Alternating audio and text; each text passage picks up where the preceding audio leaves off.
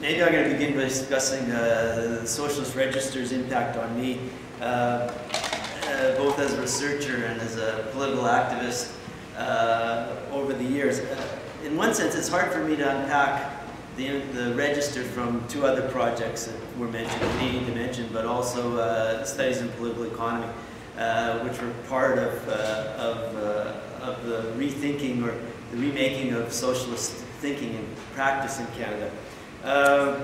They were very important for me as an undergraduate student, where I'd spent so much time buried in the stacks at the top of Elizabeth Defoe Library at the University of Manitoba. And then I actually sat down and read from cover to cover the Socialist Register along with Canadian Dimension and Studies in Political Economy when I decided to take my shirk money and not work on my dissertation for 2 years, but kind of get active in my local union and a bunch of the political struggles that were happening in the city. So it was really formative for me. I think the component that came for the Socialist Register for me was particularly connected to a lot of the international developments. It was a way to kind of concretely connect to British politics, European politics, African politics, as a way to think about what was happening in Canada relative to those developments internationally. This is in the 1980s, so it had a lot to do with the making of the Second Cold War, the anti-apartheid struggle, the solidarity movement, the sanctuary movement of people coming up from Latin America, and particularly Central America, and the initial attacks on the union movement that had occurred, particularly the span that occurred from the wage and price controls into the whole set of disputes in the 1980s, which were the general strikes in both Quebec and British Columbia. It was also, I think, had to do with the time period of the emergence of the New Right, and its couple being the new revisionism within social democracy, which Leo, having buggered off from Carleton, where I was studying, to come to York, left me kind of hanging there. But I was lucky enough, very fortunate, to have Ralph Miliband actually come for a summer and to take courses with him. And particularly when he was working up his, at that point in time, beginning to work up his essay on the new revisionism, which was so important to kind of understanding both the impact of what the New Right was having on social democratic parties and politics. I think the other thing that was important is, again, the realization that a new left had to be built. Out of kind of, it was quite different than the legacies that had formed out of the Communist Party and authoritarian communists, but also out of the social democracy and the various other micro-organizations that had formed. It was a beginning process to think about that. One of the components, maybe it is an impact that Judy started, Brian started speaking about, that started occurring through the 80s and especially by the 90s, was the impact of feminism and feminist organizational strategies vis-a-vis rethinking the new left, which were very, very important to those of us becoming intellectuals and activists in the 1980s and thinking through those developments. So it was a very important way of thinking for me about the world and making sense of what was going on. More concretely, as a researcher, there were some themes that remain important to me, and essays actually that I've kind of consistently go back to over the years in the Register. Some of the ones that has been a consistent theme around rethinking about capitalism, or the new capitalism.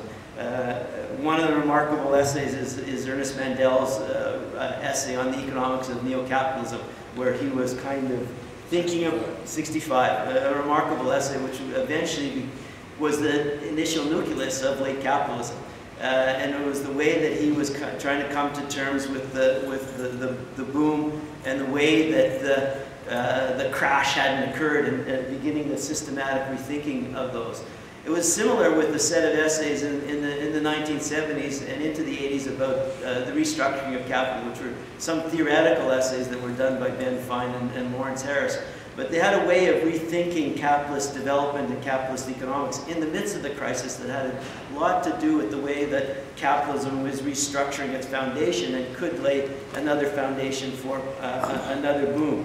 This continued, I think, through what has been really fundamental and of fundamental importance internationally was the rethinking of imperialism and the internationalization of capital, which I think the essays in the Register in the late 90s on globalization to the two volumes on imperialism really have reshaped a lot of our strategic and theoretical thinking about imperialism and the internationalization of capital. Of course, with the credit to the credit and building towards Sam and Leo's book, which just won the Dutra Prize. Another component I think that's always been important has been the critique of social democracy, and goes back to a long critique of the neurovisionism, but addressing this not in a dogmatic way or in a closed way, but attempting just to detail the way that organizational realignment, funding realignment, political strategies, intellectual orientations had been shifting within social democracy. For me, this was sitting down, and I think I spent almost 2-3 days in a row sitting in a chair, hardly moving, while I read the 84-85 massive volume on social democracy, on the impasse, which had Leo's terrific essay on the impasse of social democracy, but a marvelous essay by Jane Jensen and George Ross dealing with class struggle and the shift that was occurring. And actually they monitored it, not just the way it was also impacting in the communist parties of Europe.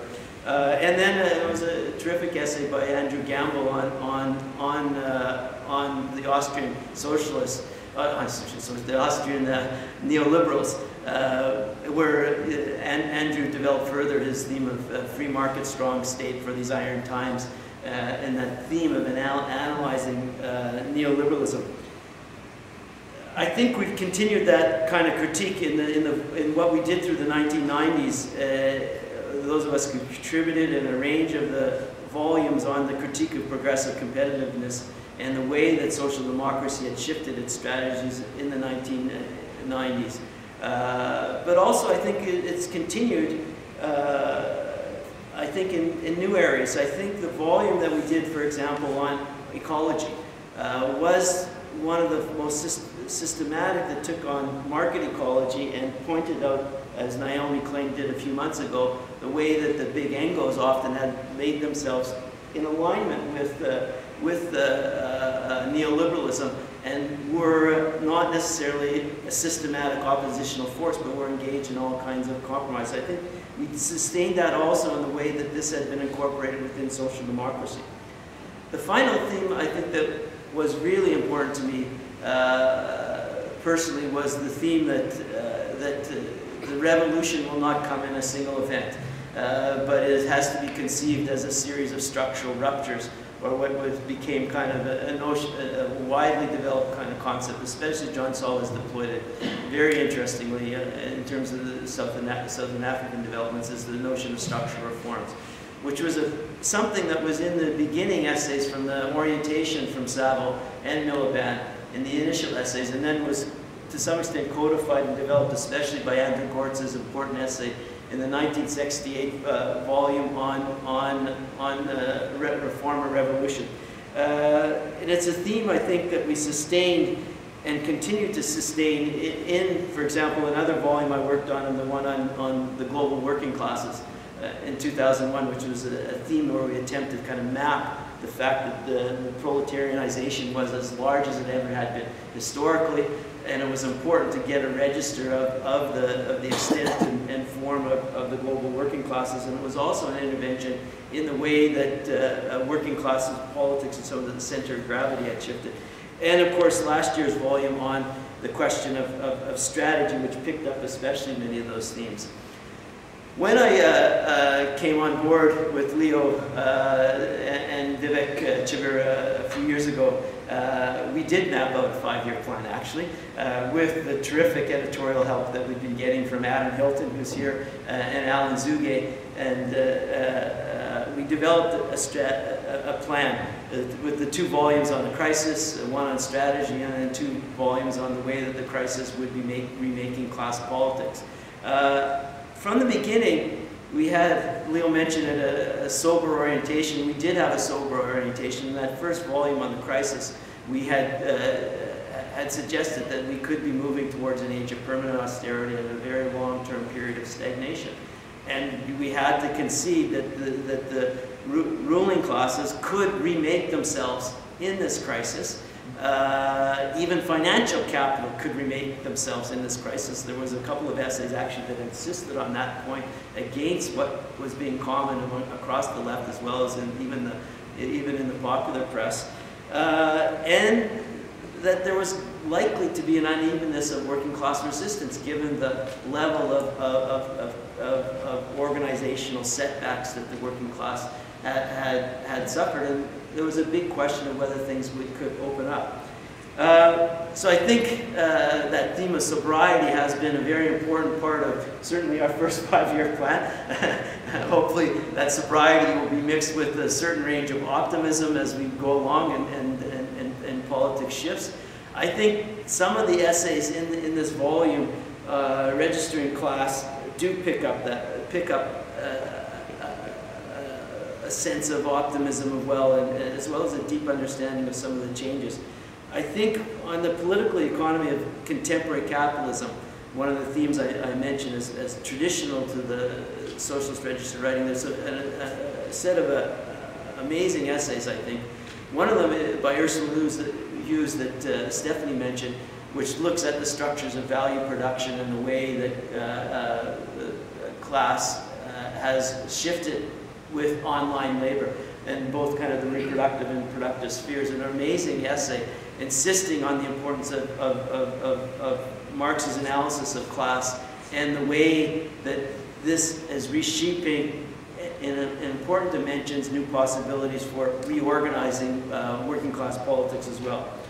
There is a set of essays in the Register on the remaking of the ruling classes over the last period. It was particularly focused on since the crisis, which I think are the finest set of essays on the structure and nature of the ruling classes today that exist in any particular place. There are essays by Colin Lees on the British ruling class, Claude Sarfati and Bill Carroll on the transnational class, capitalist class, Bastian van Apeldoorn on the European capitalist class, Virginia Fontes and Ana Garcia on the Brazilian ruling class. I think these are an amazing set of essays that kind of map the 1% in a very detailed way, but also look at the restructuring of the capitalist class and the forms of internationalization that have occurred, and reassert some of the themes of the Communist Manifesto on understanding the internationalization of capital, but also needing to come to terms with our own national capitalist classes. There is also the continuing of the critique of existing political forces in a set of essays. Vivek Chibber's on post-colonial theory, Brian's on the precariat, and Guy Standing. Not that he's so much critical with John Saul. He can debate John Saul himself, of course, later, but more on the question of how we think about the precariat and its politics in relationship to the historical dilemmas the working classes faced and the marginalization that the working classes faced within capitalism. Ian MacDonald's essay that Stephanie mentioned is an amazing analysis of capitalist urbanization and union politics in it, focused on New York, but with some reference to Toronto. There also is, I think, in this essay, a very important kind of strategic theme that comes forward in looking at contemporary working class politics. I think it's especially seen in Arun Gupta's essay on the Walmart working class, which is an incredible survey of working class politics in the Walmart economy in the US, mapping out the dimensions and history of Walmart and the different forms of the workers, but also through detailed ethnographic work, kind of interviewing the workers and their work conditions and some of the struggles that they've engaged in, and some of the strategic debates that follow from that. I think I'm going to end with a reading from just a passage from Arun's essay Since next week is Black Friday in the US, it's now spilled over into Canada, so I guess here too. And there are the walkouts and strikes and actions planned for Walmart next week by the workers there, which is also part of the kind of the general developments that have been occurring around the Fight for 15 campaign in the US and in Canada, the Good Jobs Coalition and the labor movement fighting for the minimum wage. And I'll just end with a quote from a passage from Arun's essay on the Walmart working class, which opens the volume. It concludes, if organized labor is to have a renaissance, it is to go far beyond selectively picking from a buffet of activist tactics. It needs to revive tactics like sit-down strikes that enable the new labor formation, such as the CIO, to exploit the organizing possibilities of the 30s and 40s. Whereas the conservative AFL fumbled numerous opportunities, of course it was spurred by pressures from below reflecting greater rank-and-file democracy, and further aided by broad public support, sympathetic politicians and media, and new labor laws like the NLRA. There is all too little like this visible today. This is not to say organized labor is doomed, but its resurrection is unlikely to come from unions that have presided over more than half a century of decline. It will depend on the rebirth of a strong left in large enough numbers with a vision that points the way beyond wages and consumption to economic democracy, to spur militant class consciousness and create the social space for it to spread. I think for the next 50 years of the Socialist Register, that is our project. Thank you.